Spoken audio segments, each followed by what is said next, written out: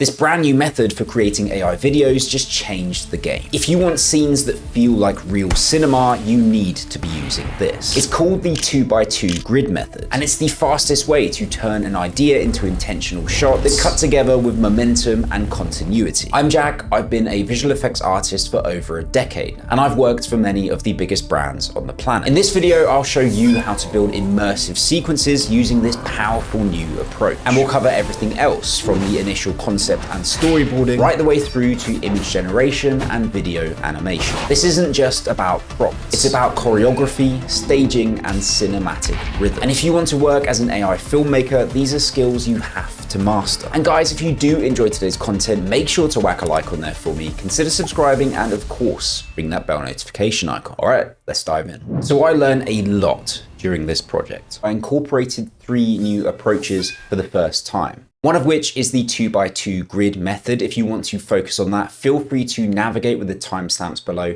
to skip onto that section. Another is related to using generations from multiple video models within the same edit, but still achieving a consistent visual style. And finally, a new approach to character design that I think I'll be using for all of my projects going forward. So I think it makes sense to start there. Now, I'm not sure about you guys, but I think the hardest thing about starting any creative project is actually getting going. How do you kick things off? I found the best way is by establishing a key visual. So these are 2 to 5 images that will help you lock in character, style, location, and things like that. So for this new method, I started over on Midjourney. And I used this tool to create some concept art like you can see on the screen. And the reason for doing this, rather than just straight away generating your characters with a tool like Nano Banana Pro, is because Midjourney, for all of its faults, just has this amazing, unique style. And I think this in turn results in some really memorable characters being generated within this platform. So really, we're falling back on a tried and tested method that you would see used in more traditional productions. I'm sure you guys are aware that a lot of the time a concept artist will be brought in to design characters and locations when it comes to film, TV, and even video games. So you can see here that I even use the same approach to create the beast. And what I did was went ahead and got these downloaded and then moved over to Higgsfield, which is where the bulk of our generations took place. This is where we created all of the assets for our finished film. And by using this image reference and a really simple prompt where I just typed, make this image photo real, no illustration, we get back this character design. And hopefully you guys will agree that this is very unique, striking, and memorable, and that's really important for our main character. And I went ahead and used the illustration of the beast, also running that through Nano Banana Pro with a very similar text prompt to get this photo real image as well. So here we've established our 2 main characters and created some really great image references in the process. And I went on to create more character references as well. Once again, using Nano Banana Pro, this is the only image model that I used for this entire project. I still think it's the best out there right now. So here we're combining those initial images, our character reference of the beast, as well as our character reference of the warrior, running them through Nano Banana Pro with a very simple text prompt, show the beast and warrior stood against a simple gradient background. The warrior is stood and is only the height of the beast's knee. So this here acting as a very important scale reference. And you can see here, I also went on to use Nano Banana Pro to create these character sheets. This is where we're asking the image model to take the character reference and show the beast from various different angles. And of course, I went ahead and did the same for the warrior. So these serve as really handy image references when we're going ahead and generating each of the images that act as the starting frames for all of our shots. And that of course brings us on nicely to this step of the process. So here you can see I generated the very first shot in our sequence. In terms of the image reference, I just used this character reference here, and we have this fairly lengthy prompt which establishes the kind of posture of our character as well as the location. And what we're doing here with these initial shots is kind of starting to build up some tension. Really cool shot here as well, where the flare is going up into the sky. I love the way that this lit all of those individual raindrops. Really cool. So you can see at this point in the process, I'm using more of a traditional AI production workflow where we're just generating each image individually. What's new is when we got into the fight sequence later on and we started to generate these 2x2 grids. So this is a method that was shared by PJ Ace and something that he used for his Legend of Zelda R-rated trailer. Definitely encourage you guys to go ahead and check that out. It's a really impressive piece of work. So why does using this approach even matter? Well, it means that our images are created in a set rather than in isolation. Because each storyboard panel is created within the same generation, it leads to a greater sense of continuity and consistency. So how do we go ahead and create these 2x2 grids? I'm just going to go ahead and move over here so that I'm not blocking anything. First part of the process is locking in our image references. So you can see here that we've used the character sheet of the warrior, also of the beast as well. And then one of my earlier generations to show the sense of scale as well as the location. And what's really important for this method is the text prompt itself. So this is a pretty lengthy text prompt. So we're going to go ahead and break it down into individual sections. The first half kind of lays out this framework, and this is pretty much directly lifted from PJ Ace's prompt. And the second half is where I've gone ahead and described what action I want to take place in each individual storyboard panel. In PJ Ace's example, he kind of just described the action in quite a broad general sense. But here, I wanted to try something a little bit different,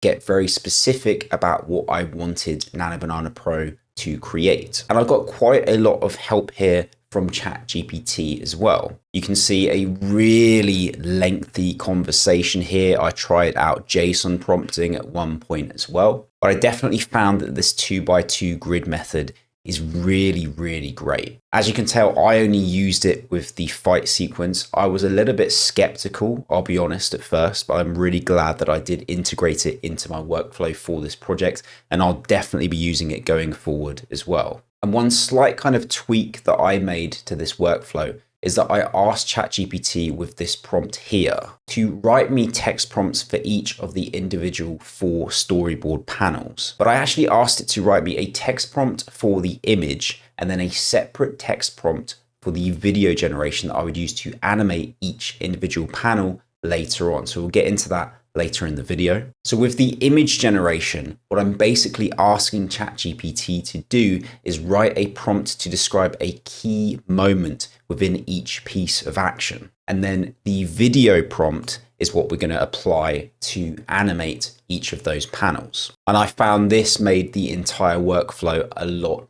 more functional. So once you're happy with your 2x2 grid, this here is the one that I went ahead and used. What you want to do is crop each of these shots individually. So you can use something like Photoshop or Canva if you want to use a free tool. So you can see here that we have frame 1, frame 2, frame 3, and frame 4. And what you might also notice is that we're losing a lot of visual fidelity. Our image looks quite soft, not very sharp. The textures have gone a bit wonky. And that, of course, is because we're cropping into our 4K generation. The next step of the process that PJ Ace shared is to go ahead and run each of these through Nano Banana Pro to effectively upscale them. And once again, I experimented with a slight variation of his workflow here using this particular shot. So if I just go ahead and show you PJ Ace's upscale prompt, it's over here on the top right corner. You can see it's very specific about preserving exact composition, framing, camera angle. It's saying do not alter or add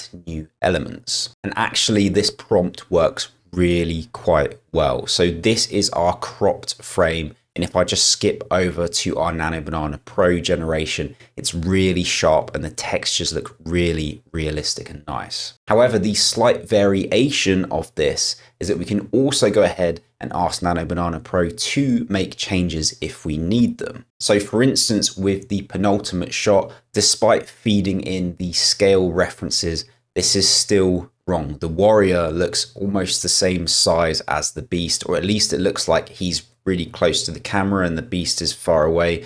It's just not functioning as a composition here. So what I did was slightly tweak the text prompt, and I said, preserve the exact composition, framing, camera angle, color grade, and subject placement. Only alter the below. Have the warrior much higher in the sky, closer to the beast, and make the warrior half the size he is now. So we went from this to this, which is exactly what I was after. And again, this is the really great thing about AI filmmaking and creators showing their workflows. We're able to make these iterations off of each other. And I have to say, I think this workflow is incredibly powerful. I really do recommend you guys give this a go. But just keep in mind that, for example, if 3 out of 4 of your storyboard panels are looking really good and the 4th isn't quite right, you can go ahead and crop this, not just upscale it, but also make changes to the composition. So none of this is set in stone. You really do have the ability to go ahead and make those really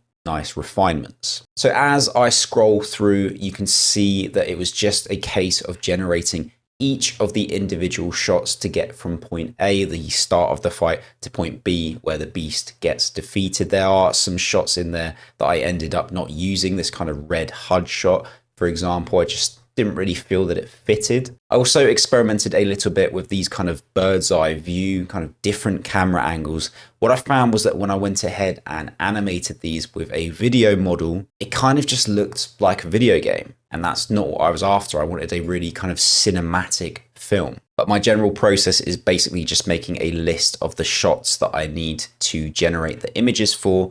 And then when we've got that done, we can go ahead and move on to the next step of the process, which is, of course, animating each of these individual shots. So to do this over on Higgsfield, we're back on the home page here. We can go up to the top left-hand corner. There's the video tab and click into create video. And I think you could argue that Kling 2.6 is the best AI video model on the market right now. Not only does it create some really amazing cinematic dynamic shots, but you also get native audio baked into your generations as well. And for the vast majority of this film, Kling 2.6 was what I used. I did use VEO 3.1 for a few shots here and there, but Kling just smashed it, to be honest with you. It's a really impressive tool. So we'll run through just some of my favorite generations that I got from Kling here so I can share the prompts with you guys and give you a little bit of insight into the workflow. Just go ahead and put my headphones on for this. So this generation here, for example, I really loved. This ended up making it into the final film, but not the entire length. You can see at the end, the warrior kind of does this weird movement that we ended up cutting out. Just like I always say, just because you've generated 10 seconds of footage doesn't mean you need to use all of that. Try and pick out the key moments that actually function and serve the story. So for the text prompt here, for example, I'm describing the camera work quite intricately. Ultra frantic handheld camera footage, chaotic shaky cam, aggressive micro jitter, and big jolts. Tight over the shoulder of the warrior as he dodges 4 heavy strikes from the towering 20-foot cybernetic tiger-like beast. And one thing I found I had to keep putting in the text prompts for this shot was ensure we do not see the small armored warrior's face. Because a lot of the time, for example, if we ever did see him turn around, his face didn't match. It completely broke the continuity of the rest of the film. And that makes perfect sense because this is our starting frame where the warrior has his back to the camera. So how on earth does Kling 2.6 know what we want the warrior to look like? It doesn't. The AI video models only have the context that we're able to provide them. This here was another really nice generation as well. Hopefully you can see that just watching it as a generation, it does feel a little bit kind of flat and weird, but in the context of the story, within the edit, it really works quite well. Now, the generation of the warrior leaping off the pillar, this was kind of hard to get. Bit of trial and error here, where just some things are happening that we don't want. Here, he's kind of jumping on and off the pillar. But eventually we did go ahead and get the generation I was after. So here I'm describing the camera work as handheld documentary wide shot. And that's because we're really trying to make the video model think of a realistic scene, like a gritty in nature, I guess. And what you'll notice is if we watch the whole generation, it does go crazy at the end. But as a filmmaker, you have to be able to kind of identify if you're going to get that key moment that you need. So I was talking about this earlier on, right? When we get to this point, I knew that I'd be able to cut across to that final shot, this wide shot here. Once again, this took a fair few runs. Got some pretty weird generations that just weren't doing what we wanted. Another one here. God knows what's going on. This one was pretty cool, but the kind of design of the beast changed quite a lot. So again, that wasn't serving what we needed. But eventually we got this, and I'm pretty sure the process for this was just rerunning the same prompt over and over again. Pretty simple prompt, actually. The warrior in midair swings his katana down, slicing through the beast's cybernetic head, cutting it in half. The head doesn't actually cut in half in the generation I used, but I still thought it was pretty cool. It does look like a killing blow, I would say. And then we finish on this really nice shot of the warrior kind of breathing heavily as the dust is kind of flying up from the ground. So once I had all of our video generations, we could move on to the final part of the project, which was piecing everything together. So that's what we're going to look at next, the edit itself. So for this, we're over on Premiere Pro. This is where we pieced together our story. And as I kind of scrub through the timeline, you'll hopefully see that we haven't used the entirety of our generation's lengths, just the key moments that we need. And you'll see as well, what I do a lot of the time is this here is the audio track for this generation. The audio, of course, that we had natively generated from Kling 2.6. So what we can go ahead and do is unlink the video from the audio track, and that allows me to move that independently so that I can extend this audio track beyond the end of that video clip. And that means that I can add this fade here, so we're kind of fading into the following shot and you're not getting any kind of nasty audio pops. Now, I mentioned 3 new approaches in the intro, one of which was related to using multiple video models within the same film. Now, the issue you usually run into here is that each video model has a slightly different look and feel. What I was using was mostly Kling 2.6, as I say. Also through Higgsfield, I was able to use Google 3.1 as well. Now, the issue with this that I ran into, and what maybe a lot of you guys have ran into as well, is that VEO 3.1 seems to apply a lot of sharpening to your generations. Kling 2.6 doesn't. And if I wanted to just chuck in a random VEO 3.1 generation in the mix of all Kling 2.6, it just felt really different and quite jarring to the viewer. That's no good. So the really simple fix for this was adding this adjustment layer that you can see at the top here. So if I just zoom right in on the warrior's face, just to give you a little bit of a better view here, and I go ahead and turn off that adjustment layer, you can see how much of a difference it's making. So here we're applying unsharp mask. You can see the levels that I'm using here. We're then using some sharpen after that. And I also go ahead and apply some noise as well. What I'll do is I'll just turn off that noise layer, and then I can turn on and off the adjustment layer to show you that even the sharpening helps out a lot, and it marries it up with the look of the VEO 3.1 generation, kind of solves that problem. And I'm not trying to make out that I've like reinvented the wheel here, right, for AI filmmaking. It's just an observation that I've made.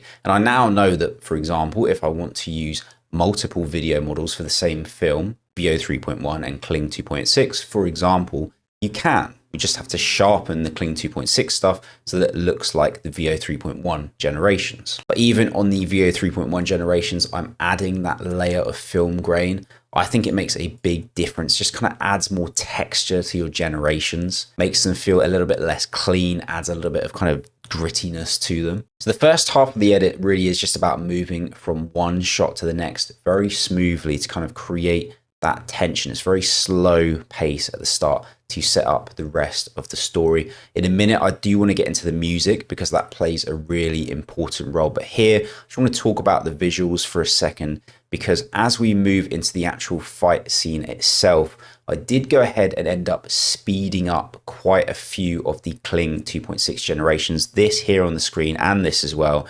and this one have all been sped up a lot. So for example, if I click into this example here, speed and duration, it's at 134% speed. So not actually as much as I thought. Let's take a look at this one. What did we go for here? 120. This one here, 115. Actually, it's not a crazy speed up, but it does make a big difference. Maybe if we drag and drop out one of these examples, I'll duplicate it again, and then I'll set the speed and duration back to 100%. We can act as a bit of a comparison here. So this is the original generation. It does feel quite kind of slow and labored. And that's the second one. Just feels a lot faster, more dramatic. And it goes really nicely with the music as well. So I think now is as good a time as any to talk about that audio track, because it's really important for this edit. And what I can do if I just go ahead and pull up the audio track and have a little listen and talk about this. So these drums serve as almost like a bit of an introduction. They kind of tell the viewer that they need to pay attention. That flute, I believe, is when the flare's going up into the sky. It all just serves really well to kind of create this atmosphere, the tension. Then in a minute, we kind of blend into these kind of really frantic drums, which is for the fight scene. Kind of like war drums. And that there, when the music stops, is where I've timed that kind of killing blow. And we have that last little flurry of drums. And on that last drum beat, we cut to black, a really nice kind of dramatic end to the edit. So hopefully you can see how all of the visual elements are built around that music track. It's really, really important in crafting that narrative, creating tension, creating stakes, creating drama, all of the above. And with that being said, guys, I think I'm ready to show you the result of this project. We can go ahead and look at the finished film. If you have enjoyed today's content, make sure to whack a like on there for me. If you're new, consider subscribing and of course, ring that bell notification icon so you never miss any future content. Thanks so much for watching, guys. Let's go ahead and watch the finished film.